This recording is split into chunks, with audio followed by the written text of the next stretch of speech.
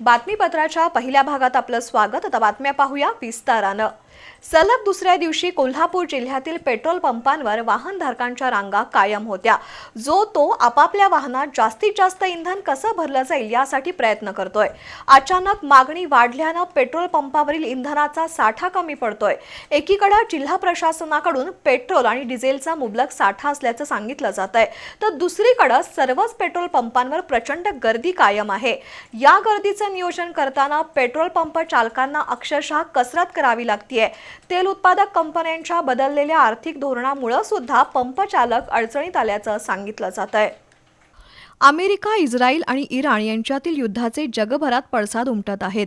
इराणनं होर्मुझ खाडी बंद केल्यानं गॅस वाहतूक करणारी जहाजं अडकली आहेत।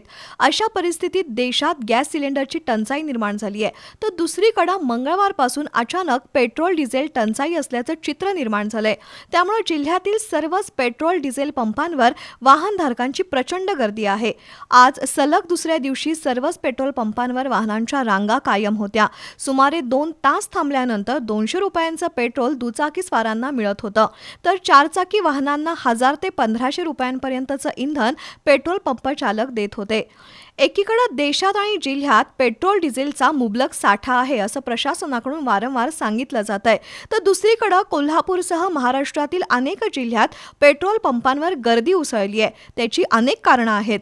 अचानक मागणी वाढल्यानं पंपांवरील इंधन झपाट्यानं विकलं जातंय, त्यामुळे पंपातील इंधन साठा लवकर संपतोय। दुसरीकडे हिंदुस्थान पेट्रोलियम, भारत पेट्रोलियम यांसारख्या कंपन्यांनी बिलिंग धोरण बदललं आहे। पूर्वी क्रेडिटवर पंप चालकांना पेट्रोल डिझेल मिळायचं, पण आता 2 दिवस आधी कंपन्यांकडे पैसे पाठवावे लागतात।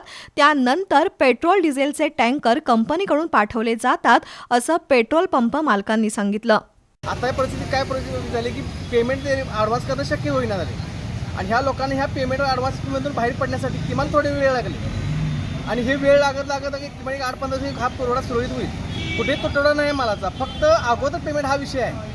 आणि ह्या लोकांनी क्रेडिटमध्ये ही लोक पूर्वीपासून अडकल्यामुळे ह्यांच्याकडे कॅश पेमेंट नाही आहे, आणि आयतेडी ही पॉलिसी बदलल्यामुळे ही लोक अडचणीत आलेली आहेत। तेव्हा आज परिस्थिती अशी झालेली आहे की ज्याच्याकडे पेमेंट आहे, पेमेंट दिल्यानंतर कंपनी माल सुरळीत देते, याही विषय नाही आहे की टंचाई वगैरे हा विषय नाहीच आहे। फक्त हे कलेक्टर साहेबांनी सांगितलं त्याप्रमाणे सगळं व्यवस्थित आहे।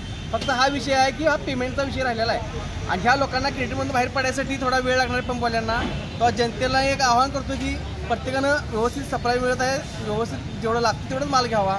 इंधन साठा मुबलक आहे, अफवांवर विश्वास ठेवू नका असं जिल्हा प्रशासनाकडून वारंवार सांगितलं जातंय, तर दुसरीकडे पेट्रोल पंपांवरील गर्दी आणि रांगा कायम असल्यानं वाहनधारकांना तिष्ठत बसावं लागतंय।